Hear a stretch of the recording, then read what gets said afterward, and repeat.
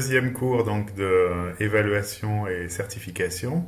Au cours précédent, on a commencé à parler un peu du cadre européen après avoir vu un peu la typologie des évaluations. On a commencé à jeter un coup d'œil sur le cadre européen commun de référence. Là, on va rentrer dans le cadre en fait en explorant un sujet du niveau A1 en détail pour voir un peu comment fonctionnent les évaluations autour du niveau A1.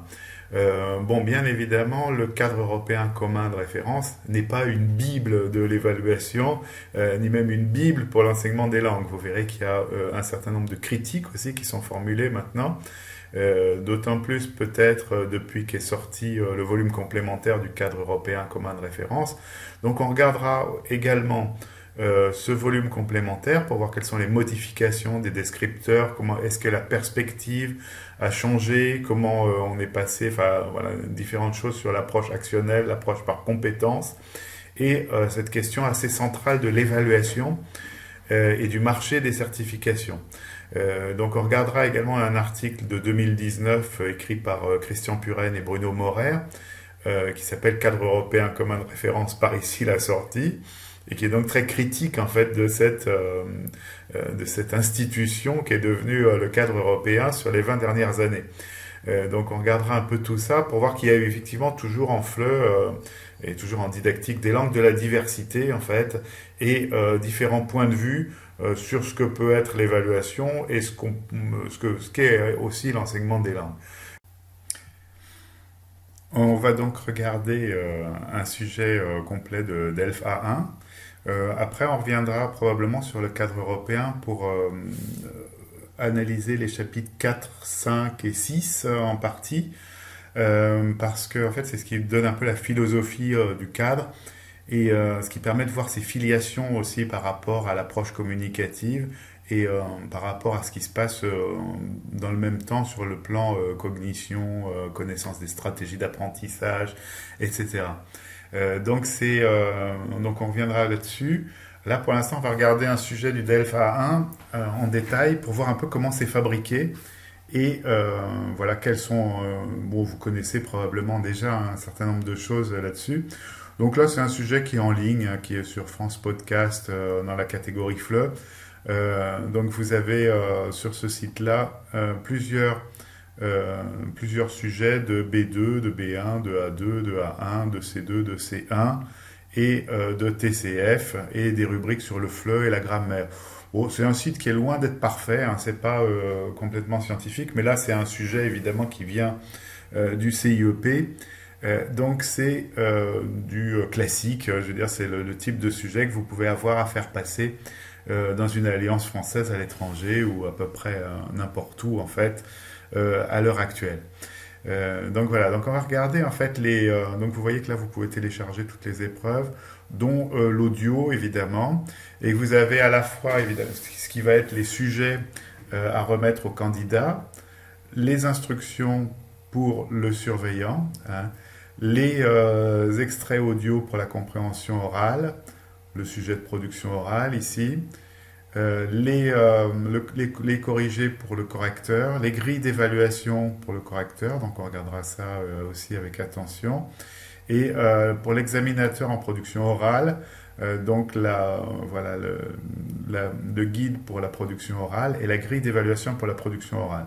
Ça, cette partie-là, la tâche de l'examinateur en fait en production orale, c'est évidemment la plus complexe, et c'est là qu'il faut former le plus attentivement les gens qui vont avoir à faire passer la production orale, puisqu'ils ont une interaction avec le candidat à l'oral, et que donc la manière dont ils vont parler, la manière dont ils vont prendre en compte le niveau du candidat en face, leur capacité à s'adapter au candidat, que ce soit par la gestuelle ou par le ralentissement du débit, vont être très très déterminants.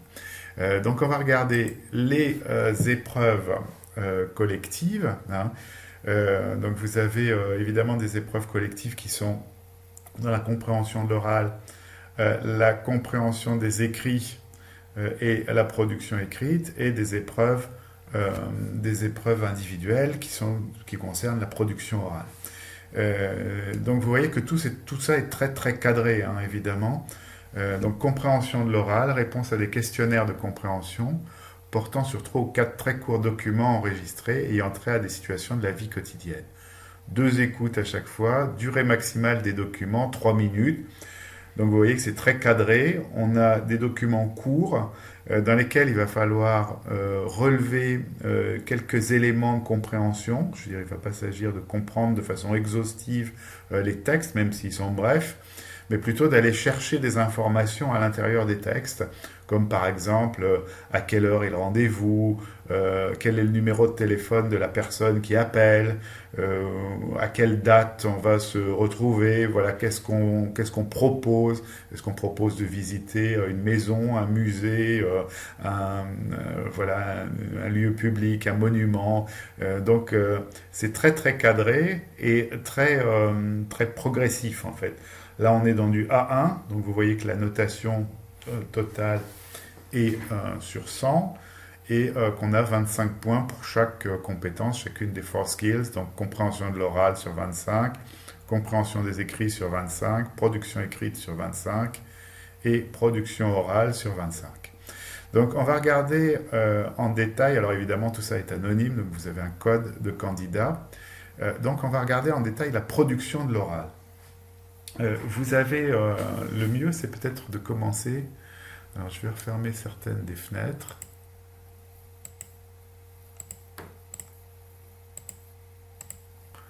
Le mieux est peut-être de commencer par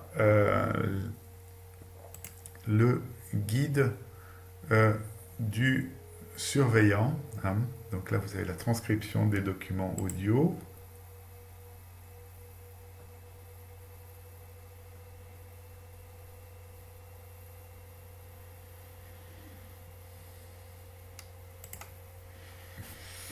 Donc l'enregistrement comporte l'ensemble des consignes ainsi que les temps de pause entre les écoutes. Donc en fait, ça demande très peu de qualification en fait, d'être surveillant de ces écoutes, puisque tout ce que vous avez à faire, c'est d'appuyer sur le bouton du magnétophone. Le surveillant ne doit donc pas intervenir sur le magnétophone avant la fin de l'épreuve. Mise en route du magnétophone, DELF A1, épreuve orale collective. Vous allez entendre 4 enregistrements correspondant à 4 documents différents. Pour chaque document, vous aurez 30 secondes pour lire les questions, une première écoute, puis 30 secondes de pause pour commencer à répondre aux questions. Une deuxième écoute, puis 30 secondes de pause pour compléter vos réponses avant le document suivant. Répondez aux questions en cochant la bonne réponse ou en écrivant l'information demandée. Document 1, lisez les questions. Donc on va prendre le document 1 de compréhension orale.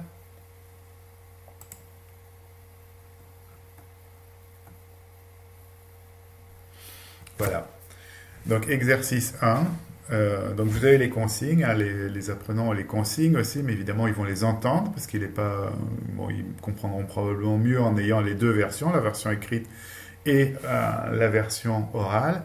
Donc, vous allez entendre 2 fois un document. Vous avez 30 secondes de pause entre les 2 écoutes, puis 30 secondes pour vérifier vos réponses. Lisez les questions. Vous êtes dans un magasin, vous entendez le message suivant. Répondez aux questions. Donc là, on a évidemment, l'apprenant commence par lire les questions. Comme ça, il sait quelles informations il va chercher dans le document. C'est évidemment beaucoup plus simple, en fait, de se focaliser son attention quand on sait exactement ce qu'on va chercher comme information dans un document. Donc je vous rappelle qu'on est dans du niveau A1. Donc il faut réduire au maximum la complexité des tâches. Et donc bien lire les questions. Quand se termine l'offre exceptionnelle, la réduction est de 10%, 15%, 20%. Vous pouvez acheter des jeux, des livres, des vêtements. Donc on va écouter l'audio. Profitez de notre offre exceptionnelle du 12 au 15 février, moins 20% de réduction sur les livres pour enfants. Alors bon, l'audio est un peu tronqué ici, hein, mais bon, évidemment, vous aurez des sujets avec l'audio complet. Là, il manque la dernière syllabe de enfant. Bon, nous, ça ne nous gêne pas. Ce serait un peu gênant pour les apprenants éventuellement. Donc, évidemment, il faudra récupérer des documents qui sont absolument complets.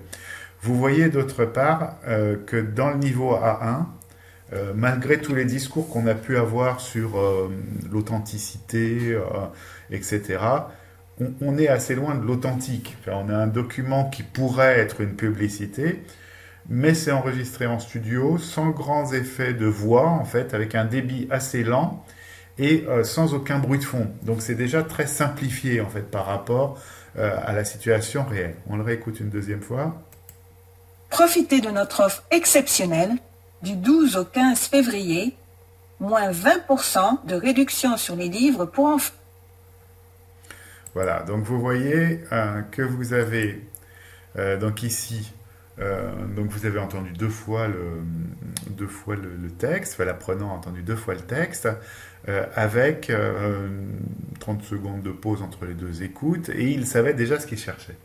Donc il peut, pendant les 30 secondes de pause de la première écoute, répondre s'il a déjà les réponses en tête, et cocher les bonnes cases. Donc des livres, 20%. L'offre, quand se termine l'offre exceptionnelle, vous avez dû le noter, hein, voilà. Donc vous allez, même chose pour le... Donc vous voyez qu'en fait, donc, ce qui est intéressant là-dedans, c'est qu'on a évidemment, donc là c'est 3 points, 2 points, 2 points. Le plus difficile, ça va être de repérer la date apparemment, hein. Donc on va le réécouter une fois. C'est Profitez de notre offre exceptionnelle du 12 au 15 février, moins 20% de réduction sur les livres pour enfants. Voilà, donc la date de fin, évidemment, c'est le 15 février. Donc c'est ce qui va être le plus difficile à repérer dans le texte. Donc vous avez 3 points pour ce point-là. Ensuite, vous avez à retenir en fait le pourcentage et ce qu'on vend. Hein. Donc, vous voyez que c'est vraiment de la recherche d'informations simples dans un texte clair qui parle de clair avec une diction plutôt en dessous du débit normal, moins rapide que le débit normal, ou au débit normal, mais sans difficulté particulière, des objets quotidiens et un type de texte où on pourrait entendre à peu près n'importe où. Donc c'est vraiment, on est à la fois dans des situations qui ressemblent à de la vie réelle, mais qui sont quand même pas tout à fait aussi complexes que celles qu'on va rencontrer dans la vie réelle. On est déjà dans de la simplification pédagogique. Donc vous allez entendre, donc là, exercice 2, vous allez entendre 2 fois un document. Vous avez 30 secondes de pause entre les deux écoutes, puis 30 secondes pour vérifier vos réponses. Lisez les questions et répondez. Ce document est une conversation, un message téléphonique, une publicité. Sylvain Navet propose de visiter un appartement, de visiter la ville, de visiter l'université. Quel jour est le rendez-vous? Donc vous avez une grille. Et 4, compléter son numéro de téléphone. Donc là, vous voyez que vous avez une question supplémentaire. Bon, ça va rajouter un petit peu la charge cognitive de l'apprenant parce qu'il doit mémoriser les 4 informations qu'il doit chercher. Ou alors il doit utiliser d'une façon assez stratégique en fait les 2 écoutes pour être certain de ce qu'il va répondre. Hein, donc on va écouter aussi le texte. Bonjour Madame Carlier, Sylvain Navet de l'agence immobilière Belle Maison. Je vous propose de visiter l'appartement mercredi 12 février à 17 h. Merci de me confirmer ce rendez-vous au 06 24 11 14 17.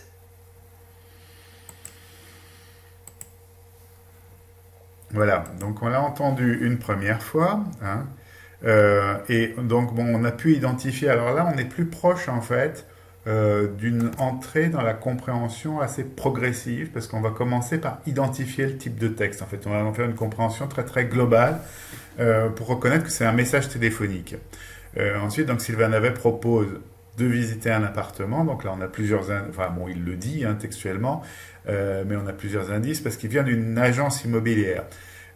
Donc on aurait pu demander aussi le nom de l'agence immobilière, ça aurait peut-être été un peu plus difficile, mais ça c'est plus intéressant parce qu'on est en plein sur le sujet réel de l'appel. Quel jour est le rendez-vous? Donc c'est le 12 février, et là on est un peu aidé par le fait que c'est un mercredi, il me semble qu'il le dit dans le numéro de téléphone, et enfin on va compléter son numéro de téléphone, et là donc on a un petit exercice à trous si j'ose dire, et donc c'est le 14-17. On peut réécouter, bien entendu, notre texte. Bonjour Madame Carlier, Sylvain Navet de l'agence immobilière Belle Maison. Je vous propose de visiter l'appartement mercredi 12 février à 17 h. Merci de me confirmer ce rendez-vous au 06 24 11 14, 10. 17. Voilà, donc ça nous donne, enfin, ça vous donne une idée en fait du type d'information qu'on va demander, rechercher. C'est pragmatique, hein. C'est en même temps, bon là on l'utilise comme une évaluation sommative, mais ça pourrait être une évaluation aussi formative. En fait, on peut très bien utiliser ces épreuves-là dans une situation de formation, hein, et pour se préparer d'ailleurs aux épreuves. Bon, je veux dire, il ne faut pas en faire trop non plus, c'est-à-dire que ça doit rester naturel. L'évaluation n'est pas le but en soi. Le but en soi, c'est d'être capable de parler la langue et d'effectuer un certain nombre de tâches, d'acquérir un certain nombre de compétences dans la langue cible, hein, d'être capable de demander son chemin, de confirmer un rendez-vous par téléphone, hein, vous voyez, de repérer des informations dans un message téléphonique ou dans une annonce publicitaire ou dans une annonce faite dans une gare. Donc on va bien serrer en fait les compétences qu'on veut chercher à atteindre chez l'apprenant et on va les remettre évidemment dans l'évaluation. Donc exercice 3, vous allez entendre plusieurs petits dialogues correspondant à des situations différentes. Vous avez 15 secondes de pause après chaque dialogue, puis vous allez entendre à nouveau les dialogues et vous pourrez compléter vos réponses. Lisez les questions. Pour chaque question, mettez une croix pour indiquer où est-ce ou qu'est-ce qu'on demande. Situation numéro 1, où est-ce? Au supermarché, dans un restaurant, dans un magasin. Situation numéro 2, qu'est-ce qu'on demande? Un billet, un rendez-vous, son chemin, l'heure. Situation 3, où est-ce? À la gare. 4, 5, d'accord? Donc on a 5 situations qu'on va écouter. Hein, et à chaque fois, donc la question c'est où ça se passe. Donc aussi une question qui est relative à la compréhension globale de l'environnement et la question sur la compréhension des écrits. Ou alors, qu'est-ce qu'on demande? Donc, quelle est la question posée? Compréhension de la question. Situation numéro 1. Mesdames, vous avez choisi? Oui. 2 plats du jour, s'il vous plaît. Bien. Et comme boisson, Dans vous un désirez? restaurant. De l'eau minérale.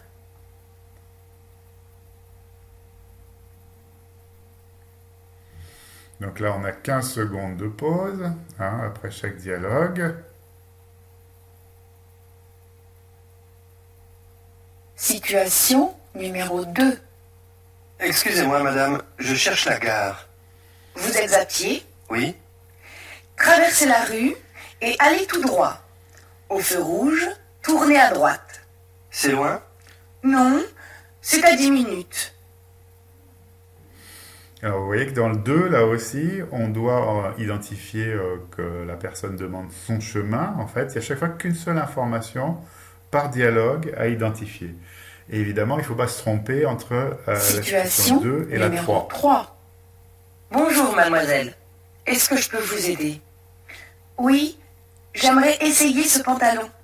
Quelle est votre taille? 38. Tenez. Les cabines d'essayage sont sur votre droite. Donc vous voyez que là, bon, on voit que ça se passe dans un magasin, mais c'est pas dit. Il y a un certain implicite quand même qui fait appel évidemment aux connaissances des situations qu'ont les apprenants déjà dans leur langue maternelle. Voilà. Donc, Situation numéro 4. Les enfants, ouvrez vos livres de géographie. Nous allons étudier la carte de l'Europe. C'est quelle page, madame? voilà, donc là évidemment ça se passe à l'école, hein.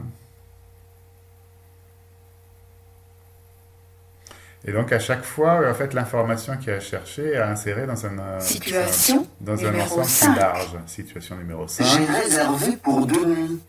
Je m'appelle Monsieur Legrand. Je voudrais la clé, s'il vous plaît. La voici. Chambre 48, 3e étage. Elle Voilà. donne sur le jardin. Donc là, on Vous y demande savez très bien. une clé, évidemment, et c'est aussi inséré dans un ensemble nettement plus large. Donc on a 2 écoutes de ces courtes situations, en fait, où on doit retrouver donc où ça se passe et qu'est-ce qui est demandé dans chaque situation. Donc vous voyez qu'à chaque fois, c'est une compréhension globale, enfin des questions sur la compréhension globale d'une situation ou d'un court extrait, en fait, et une recherche d'informations. Donc on est dans du A1, ça vous donne une idée en fait. Bon, on a souvent des questions sur le A1, qu'est-ce qu'on enseigne dans le A1, comment on l'évalue. Donc ça vous donne une petite idée en fait du type d'évaluation qu'on peut faire à l'oral sur du A1. Alors bien sûr, vous avez après donc des grilles de correction à corriger, un barème. Donc c'est évident à utiliser. Bon, je veux dire, tout ça, il n'y a aucune ambiguïté ni aucun risque d'erreur, évidemment, dans les questions d'évaluation. Enfin, ça montre l'attention qu'on a accordée à la fabrication de ce type de sujet. Hein. Donc là, on va revenir en fait donc sur la compréhension, on va continuer plutôt. Donc après la compréhension orale, donc on va passer à la compréhension des écrits. Donc vous venez de recevoir une carte postale. On n'en reçoit plus beaucoup à l'heure qu'il est. C'est un petit peu rétro certainement, mais bon, pourquoi pas. Je veux dire, il faut bien évidemment avoir des types de textes. Donc là aussi, vous voyez qu'on est un peu à la limite de l'authenticité. Je veux dire, des cartes postales, ça devient quand même quelque chose d'assez rare. C'est pratiquement un objet du passé. C'est quelque chose avec lequel on peut beaucoup s'amuser. Vous avez des générateurs de cartes postales, par exemple, faits par l'Oulipo. Il y a de quoi beaucoup s'amuser. Et celle-ci est d'ailleurs assez typique, en fait, puisque bon, si vous la lisez, vous allez voir que vous avez les catégories de cartes postales. Vous avez comme dans 1001 poèmes de Raymond Queneau, la même chose pour les cartes postales où on commence par une formule de politesse. On introduit la chose par quelque chose du style « Je vous envoie un petit bonjour de la Martinique » ou « Je pense bien à vous depuis le Mont Blanc ». Puis après, vous avez quelques généralités sur la météo, parce qu'une carte postale, le facteur peut la lire, donc on ne raconte pas des choses très très intimes. L'hôtel est situé sur la plage et je nage tous les jours. Bon courage pour le travail, donc après on termine par des vœux. Éventuellement la date de son retour et une formule de politesse plus ou moins familière, ou plus ou moins sophistiquée. Bise, Vanessa. Voilà, donc vous avez, vous reconnaissez le type de texte, hein, vous venez de recevoir cette carte postale, répondez aux questions suivantes. Alors, qu'est-ce que c'est comme type de texte? Donc là, on est dans la compréhension globale, donc c'est un message amical. Qui a écrit cette carte? Bon, ben, c'est Vanessa, évidemment. Elle est partie en vacances à la mer. Où est-elle logée? Et donc là, on a 3 images. Donc, évidemment, c'est le A qui correspond à l'hôtel, et ni dans une caravane, ni dans une tente. Quelle est sa date de retour? Alors là, on doit écrire le samedi 8 février. Donc vous avez une combinaison un peu de... Enfin bon, je veux dire, c'est très succinct, hein, évidemment, mais vous avez une combinaison de QCM et pas de production écrite, mais vous devez écrire, l'apprenant doit écrire. Hein.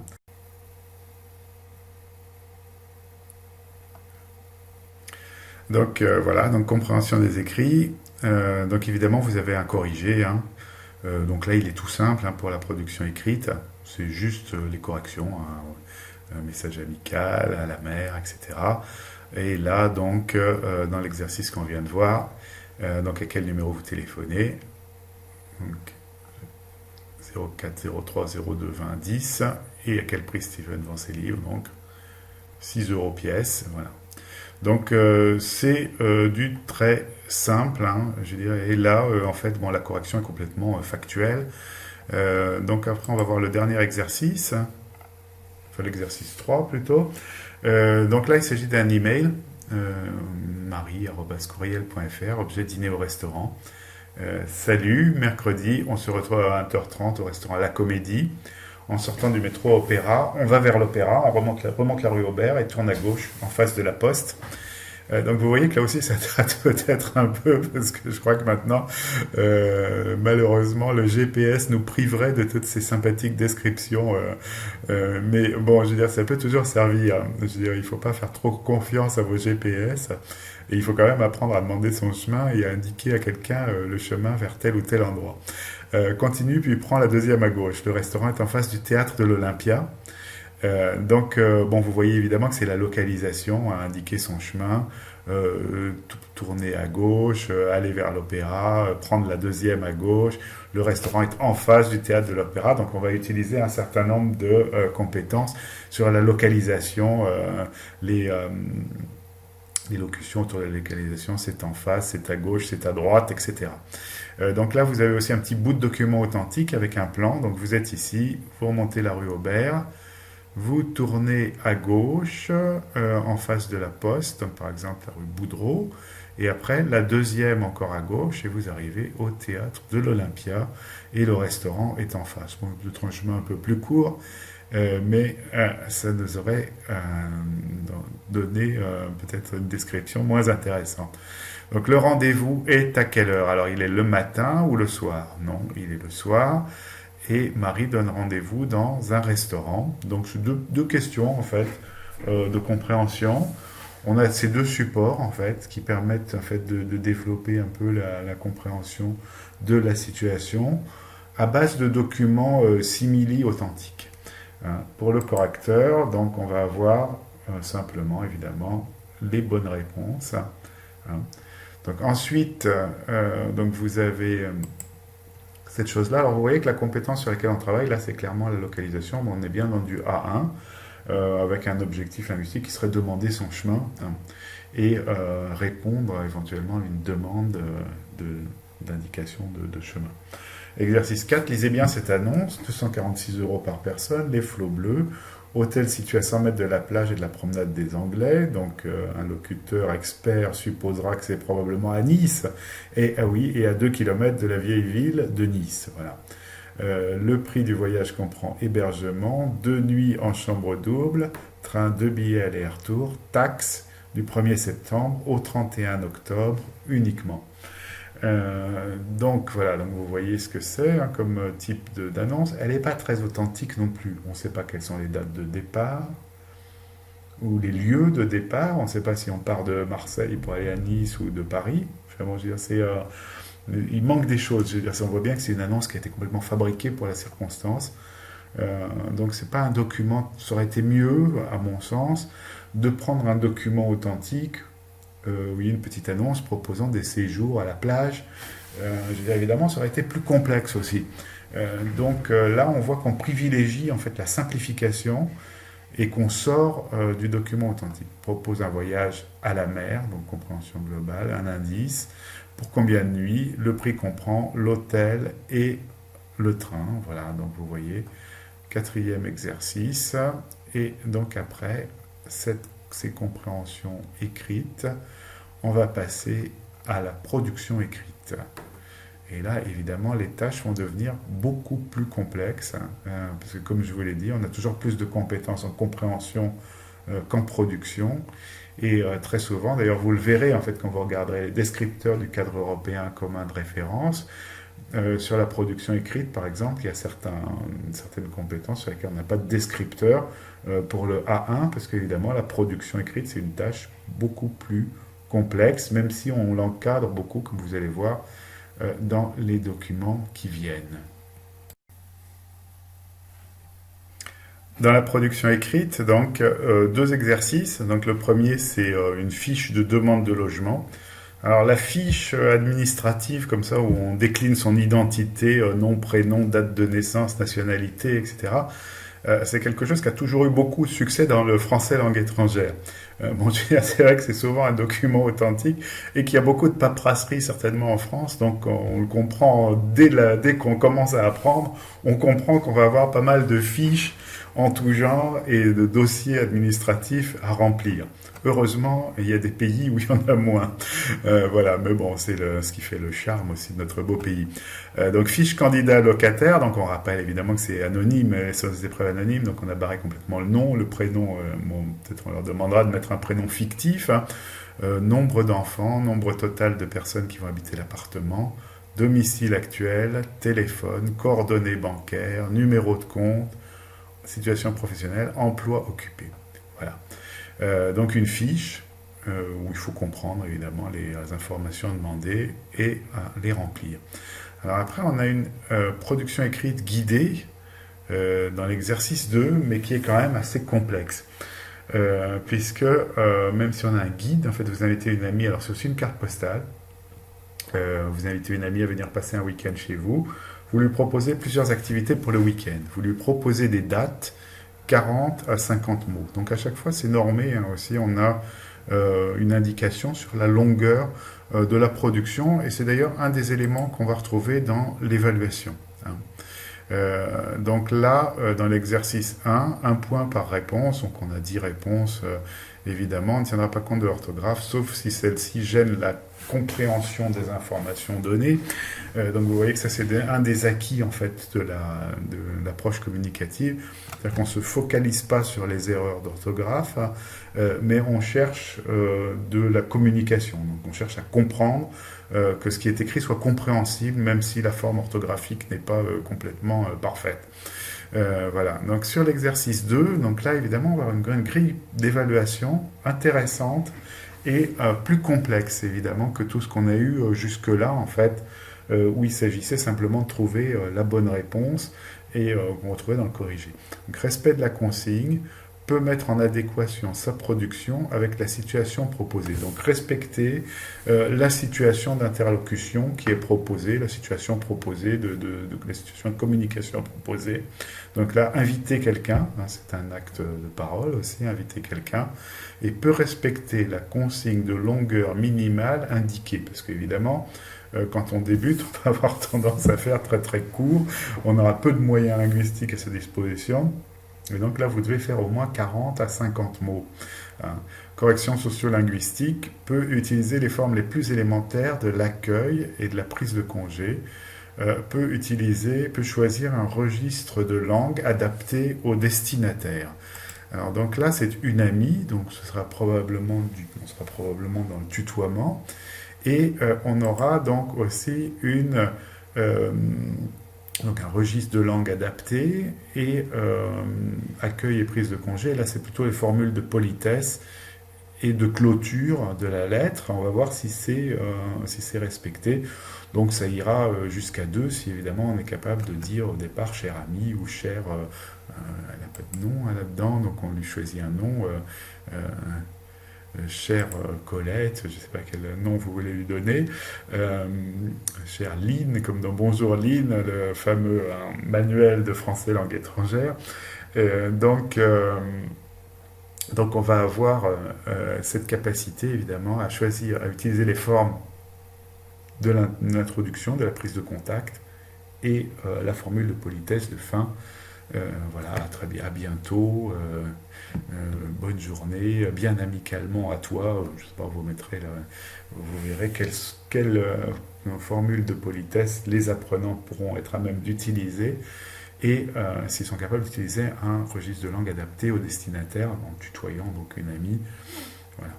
Donc, capacité à informer et ou à décrire, peut écrire des phrases et des expressions simples sur soi-même et ses activités. Donc là, on est un peu... voilà, on voit que les descripteurs, en fait, sont plus ou moins adaptés, hein, parce que là, il s'agit de proposer des activités, pas de se décrire. Peut utiliser le lexique, orthographe lexicale, peut utiliser un répertoire élémentaire de mots et d'expressions relatives à la situation personnelle, peut orthographier quelques mots du répertoire élémentaire. Morphosyntaxe, orthographe grammaticale, peut utiliser avec un contrôle limité des structures, des formes grammaticales simples, appartenant à un répertoire mémorisé. Cohérence et cohésion textuelle, donc peut relier les mots avec des connecteurs très élémentaires tels que et, alors.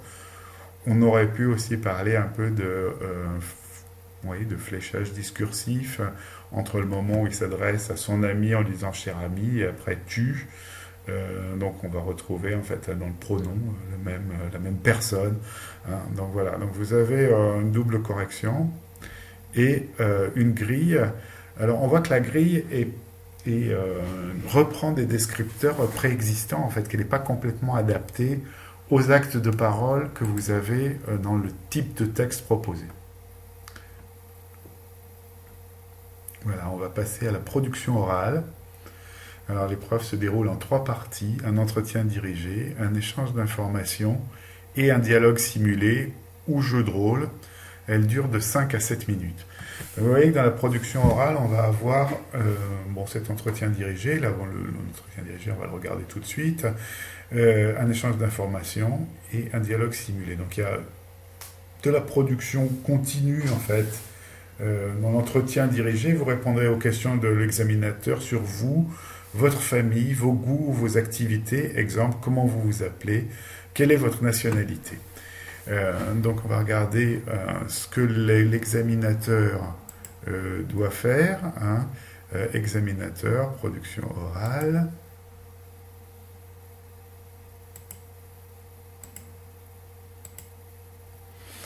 Voilà. Donc l'examinateur, voilà les consignes pour l'examinateur sur la production orale. Déroulement de l'épreuve. Indiquez très clairement au candidat les 3 parties de l'épreuve. Donnez-lui les cartes sur lesquelles figurent les mots-clés pour la deuxième partie de l'épreuve. Remettez-lui également les photos ou les dessins, ainsi que les billets, les pièces de monnaie pour la 3e partie de l'épreuve.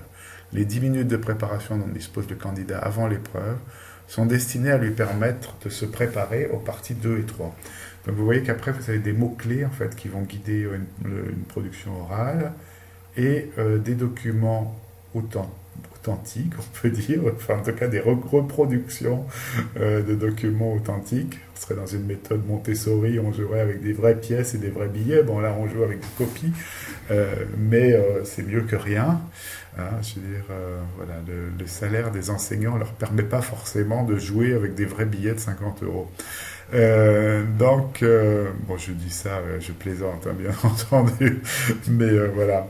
Donc, production orale, donc se présenter, parler de soi. Donc, vous voyez qu'on est dans un objectif qui est vraiment dans les débuts du A1, en fait, un des premiers objectifs, un des premiers actes de parole sur lesquels on va travailler. Les questions posées très lentement au candidat lui permettent de parler de lui-même, de sa famille, de ses goûts et de ses activités. Si le candidat ne comprend pas, reformuler la question, donc il va falloir pouvoir reformuler la question, c'est-à-dire poser la même question dans des termes différents et si possible plus simples. Cette question de reformulation, c'est vraiment une des clés en fait, de l'apprentissage des langues. Vous verrez que dans certains pays, quand vous avez des gens qui ne sont pas habitués à enseigner leur langue, ils auront du mal à reformuler de façon différente une question. Vous, ça va être une bonne partie de votre travail. Exemple de question, vous vous appelez comment? Comment vous appelez-vous? Quel est votre nom? C'est quoi ton nom? Vous allez avoir plein de formes. Je vais vous raconter cette histoire où j'enseignais une fois une classe de non-francophones. Et donc la méthode proposait comment t'appelles-tu? Difficile quand même, l'inversion du sujet, enfin l'inversion du pronom avec le verbe. Donc je simplifie un peu, je vais vers comment tu t'appelles. Éventuellement, peut-être je leur dis quel est ton nom. Voilà. Oui, mais en gros, c'était ce que j'ai enseigné, c'était à peu près comment tu t'appelles. Et puis, donc j'aurais appris à dire bonjour, bonsoir. Et puis je descends dans la cour de récréation, voir comment mes élèves se débrouillaient avec les autres. J'écoute un peu les conversations. Bon, c'était sympa d'ailleurs parce qu'il y avait une prise de contact. En fait, les autres élèves sont venus vers eux et ont commencé à leur poser des questions. Et alors j'entends un des élèves francophones qui leur dit « C'est quoi ton nom ?» Et voilà, évidemment, je n'avais pas enseigné la forme qu'ils allaient entendre dans la cour de récréation. Donc des fois, essayez de faire une petite enquête ou de repérer quelles vont être les formes qui vont être effectivement employées. Parce que ça peut être très différent de ce que vous supposez en fait. Donc se présenter, parler de soi, vous vous appelez comment, votre nom, comment ça s'écrit, parlez-moi de votre famille, vous êtes marié, vous avez des enfants, quel âge ont-ils, etc., etc. Ou toute autre question adaptée au niveau A1. Donc l'examinateur a une marge d'appréciation, mais il est quand même très guidé en fait avec toutes ces questions. Parlez-moi d'une journée habituelle, ça devient un peu inquisiteur. Vous vous levez à quelle heure? Qu'est-ce que vous mangez pour le petit déjeuner? Vous rentrez à quelle heure? Qu'est-ce que vous faites le soir? Vous habitez loin d'ici, etc. Donc entretien dirigé, première épreuve, pendant 1 minute à peu près. 2. Échange d'informations. Vous posez des questions à l'examinateur avec les mots écrits sur les cartes. Donc là, on inverse les rôles en fait, et c'est le locuteur, enfin le locuteur qui va avoir à poser des questions à l'examinateur. Donc on change un peu, parce qu'effectivement on se rend compte que souvent on attend des interlocuteurs des réponses, mais on n'attend pas qu'ils vous posent des questions. Donc il faut aussi leur apprendre à poser des questions. Donc là, quel est votre prénom? Quel est votre travail? Je suis examinateur d'ELF. Quelle est votre adresse? À quelle heure est-il? À quelle heure avons-nous terminé l'épreuve? Famille, votre famille, quelle est votre famille, etc. Enfin, combien de membres y a-t-il dans votre famille? Avez-vous des enfants? Voilà, donc vous avez, donc selon l'aisance de l'interlocuteur, il pourra choisir en fait, ou alors je pense qu'on les tire au sort peut-être. Vous posez des questions à l'examinateur avec des mots écrits sur les cartes. Et donc là, en fait, donc je pense qu'on doit tirer au sort 6 cartes. Voilà, oui c'est ça, le candidat pose des questions à partir des mots-clés figurant sur les 6 cartes tirées au sort pour mieux vous connaître. Il ne doit pas obligatoirement utiliser les mots de façon littérale, mais conserver l'idée. Par exemple, situation familiale peut amener une question du type « Est-ce que vous êtes marié ?» Répondez brièvement aux questions posées par le candidat en vous assurant de sa compréhension. Donc vous voyez que là aussi, on complique un peu la tâche en tirant les cartes au sort et donc en ne laissant pas forcément le candidat choisir les sujets sur lesquels il est le plus à l'aise. Alors on a bien évidemment une grille d'évaluation de la production orale. Donc sur l'entretien dirigé, donc c'est peut se présenter et parler de soi en répondant à des questions personnelles simples, lentement et clairement formulées. Donc là vous allez devoir critérier évidemment de 0 à 5 en fait, par demi-point en fait, selon les compétences on va faire preuve le locuteur. Donc ça pourra être est-ce qu'il est capable de donner son nom, dire je m'appelle un tel, est-ce qu'il est capable de dire son âge, est-ce qu'il est capable de parler de sa profession, est-ce que tout ça est fluide avec un accent correct. Donc il va falloir que vous établissiez des critères en fait pour ne pas être complètement subjectif en fait et voir comment vous répartissez les différents points de l'entretien dirigé. Échange d'informations, on peut poser des questions personnelles simples sur des sujets familiers et concrets et manifester qu'il, elle, a compris la réponse. Donc même chose que ci-dessus. Donc on a ensuite le dialogue simulé. Pour le candidat, voilà les consignes. Vous êtes dans un magasin ou dans un restaurant, vous êtes le ou la cliente. Vous vous informez sur le prix des produits que vous voulez acheter ou commander. Vous demandez les quantités souhaitées et vous payez. Vous montrez que vous êtes capable de saluer et d'utiliser des formules de politesse. Ça va utiliser évidemment les relations de civilité et commander dans un magasin ou dans un restaurant, donc demander des produits, demander des informations sur le prix, quantifier aussi, demander des informations sur la quantité. Donc du côté de l'examinateur, donc le candidat joue le rôle du client. En interaction avec vous, il doit obtenir un ou plusieurs produits ou services parmi ceux présentés sous forme d'image. L'examinateur ne pénètrera pas le client si celui-ci ne traite pas la totalité des images et ou s'il demande un bien ou un service autre que ceux illustrés. Le candidat posera des questions sur le prix, indiquera la quantité voulue et demandera ou donnera d'éventuelles informations. Puis il payera avec les pièces de monnaie et billets fictifs que vous lui aurez remis. Donc c'est ce qu'on a vu dans les documents simili authentiques ou authentiques qu'on a à disposition pour cette épreuve. Et donc qui sont...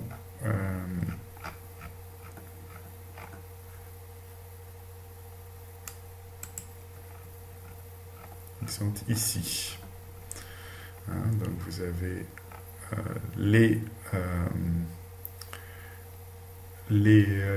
c'est tout ce qu'il faut pour payer, évidemment, et compter. Et alors, évidemment, si on peut s'embêter à compter, on peut payer avec une carte bleue, ou alors on peut rédiger un chèque. Alors à ce moment-là, peut-être l'examinateur peut poursuivre le jeu de rôle et dire « Ah ben non, désolé, on ne prend pas les cartes bleues ». Euh, donc ça peut être assez intéressant. Sujet 1, donc vous êtes en France, vous entrez dans un hôtel et vous demandez des renseignements, nombre de lits, télévision, ascenseur, connexion Wi-Fi, parking, vous réservez et vous payez. L'examinateur joue le rôle du réceptionniste de l'hôtel, donc vous avez à poser des questions, puis à régler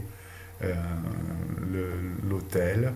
Voilà, vous avez, selon les services proposés, la nuit, avec un parking, avec de l'internet et du parking. Voilà, bon, ça date aussi un peu, hein. Je crois que maintenant l'internet sera quand même inclus probablement. Dans un magasin de vêtements, vous êtes en France, vous voulez acheter des vêtements pour votre famille, vous êtes dans un magasin, vous posez des questions sur les prix, les tailles ou les couleurs et vous achetez 2 ou 3 articles. Voilà, donc les prix, dans un club de vacances, au marché, donc c'est le même principe, hein, dans un théâtre, dans un café, à la gare. Vous êtes en France, en vacances à Paris, vous voulez partir en week-end en train pour visiter le sud de la France. Vous allez à la gare, vous demandez des renseignements, vous choisissez et vous payez. Voilà, sujet 8. Dans un magasin, vous commencez un nouveau travail en France, vous voulez acheter des matériels pour votre bureau. Vous allez dans un magasin, vous posez des questions sur les articles, vous choisissez et vous payez. Dans une école, vous habitez en France, vous cherchez une école pour vos enfants.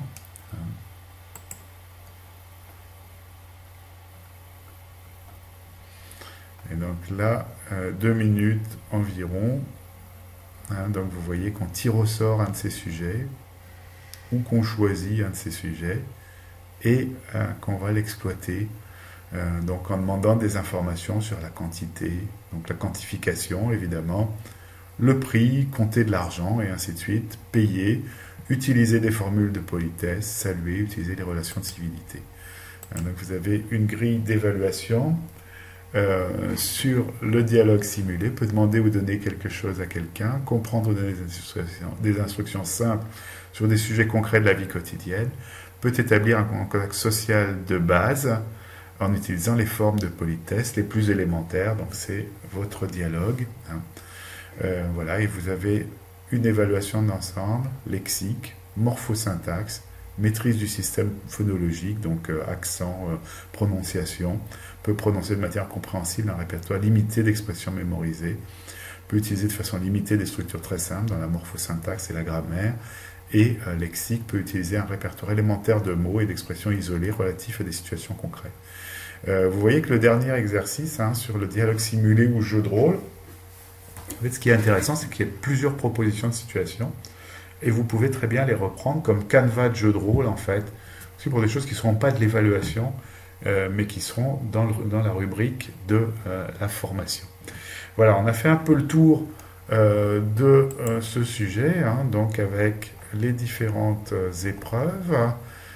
Donc vous avez on a vu la compréhension orale, la production orale, la production écrite et la production orale et les différentes grilles d'évaluation. Vous voyez que ces sujets du DELF, c'est un gros morceau, ce n'est pas le même type de sujet que ce qu'on pouvait avoir. On a une évaluation très très critériée en fait. Donc voilà, donc ça vous donne une petite idée en fait de ce qu'on fait. Là on est dans du simple, on est dans du A1. On regardera éventuellement du A2 ou du B1, B2 dans les séquences qui viennent. Pour la prochaine séance, donc, je vous propose de lire au préalable le chapitre 4 du cadre européen commun de référence. Donc vous allez avoir une idée ainsi sur l'utilisation de la langue et l'apprenant ou l'utilisateur, donc sur le contexte de l'utilisation de la langue, les domaines, etc., les situations, les conditions et contraintes. Donc c'est une partie importante en fait du cadre, parce que ça permet de comprendre en fait quelle est la philosophie derrière le cadre et la manière dont l'apprenant devient plurilingue et dont il apprend l'interculturalité. Donc à la suite des 3 premiers chapitres d'introduction et d'exposition, les chapitres 4 et 5 présentent maintenant un classement relativement détaillé de catégories pour décrire l'utilisation de la langue et son utilisateur. en conformité avec l'approche actionnelle retenue, on part du principe que l'apprenant de langue est en train de devenir un usager de la langue de sorte que les mêmes catégories pourront s'appliquer aux deux. Donc approche actionnelle, donc je veux dire, dans l'action, dans la tâche. On doit cependant apporter une modification importante. L'apprenant d'une deuxième langue ou langue étrangère et d'une deuxième culture ou étrangère ne perd pas la compétence qu'il a dans sa langue et sa culture maternelle. C'est une construction progressive. Je dirais, vous voyez que vous allez avoir au départ éventuellement des phénomènes de calque entre la langue maternelle et la langue étrangère. Voilà, donc il se passe plein de choses intéressantes dans l'interaction entre les deux langues et les deux cultures. Je dirais, c'est évidemment un de nos travaux, en fait, c'est de dédramatiser le contact avec la langue cible et de mettre à égalité la langue cible et la langue source, enfin la langue 1 et la langue 2 de l'apprenant. Je veux dire, d'arriver à comprendre en fait quelles peuvent être les difficultés interculturelles ou quelles peuvent être les situations aussi d'apprentissage qui peuvent être plus ou moins favorables à une construction d'un multilinguisme, d'un plurilinguisme assez harmonieux. Voilà, je vous laisse lire le chapitre 4 et le chapitre 5, et on y reviendra dans la prochaine vidéo. Alors après, par rapport à ce dont je vous parlais tout à l'heure, donc je vous disais qu'il y a également des critiques par rapport au cadre européen commun de référence, et donc je vous invite à regarder en fait, dans les travaux de Christian Puren, en fait. Donc je vous ai signalé son site aussi, donc Christian Puren, mes travaux. Donc vous avez un article de 2019, non, c'est le 2019D, donc en collaboration avec Bruno Morer, donc, qui est intitulé CECR, par ici la sortie en fait, donc, et qui parle du volume complémentaire. Donc en février 2018, le Conseil de l'Europe publie plus de 15 ans après le CECR, donc 17 ans après le CECR, un volume complémentaire censé parachever le document de 2001 avec de nouvelles échelles de descripteurs, notamment pour la médiation. Cet ajout tardif ignore toutes les critiques du CECR formulées entre-temps, comme si ce document était la référence indépassable et définitive en didactique des langues cultures. Les 3 premières parties de cet ouvrage CECR, par ici la sortie, font une critique serrée de ces 2 publications, au terme de laquelle il apparaît que le projet du CECR et de son volume complémentaire peut être résumé en quelques mots. Bon, je vous laisse lire la suite, c'est assez critique. Je veux dire, bon, évidemment, nous on utilise le CECR au quotidien. Bon, je veux dire, il est certain qu'il y a plusieurs manières d'évaluer, que la certification, c'est une demande à la fois du public et des institutions à laquelle répond le CECR. Le CECR l'a beaucoup renforcé, en fait, il l'a beaucoup l'a découpé en échelons, en niveaux, et donc c'est vrai que ça a été une grosse affaire pour tous les instituts de langue, à tel point qu'ils ont pu être dépassés d'ailleurs parfois par la demande. Moi, quand j'ai mis en place le A2 à Bangkok pour les élèves donc, qui passaient les épreuves de l'équivalent du baccalauréat en 2e langue, l'Alliance française était à la fois contente parce que ça leur faisait un gros marché de tests, 6000 par an, mais en même temps il fallait qu'ils aient les personnels formés pour répondre à tout ce testing, à tous ces examens. Donc évidemment il y a des enjeux derrière tout ça, autour de la certification, parce que la certification c'est ce qui vous attribue une valeur, c'est le principe même de l'évaluation. Évaluer, ça veut dire donner une valeur à quelque chose, et donc ça pose beaucoup de questions. Il y a beaucoup d'enjeux, il y a beaucoup d'argent en jeu aussi, parce que les évaluations ne sont pas gratuites, évidemment. Les premiers qui ont su très bien monnayer tout ça sont tous les British Council, et tous les Cambridge Proficiency Test, etc. Tous ces examens qui sont assez chers et qui donc sont une manne en fait pour les British Council, mais maintenant aussi pour les alliances françaises et pour d'autres institutions. Donc voilà, je vous laisse lire ces critiques. Donc vous voyez, il y a toujours de la diversité, comme je vous le disais en FLE. c'est l'avantage de la démocratie et de la liberté d'expression, et c'est une bonne chose.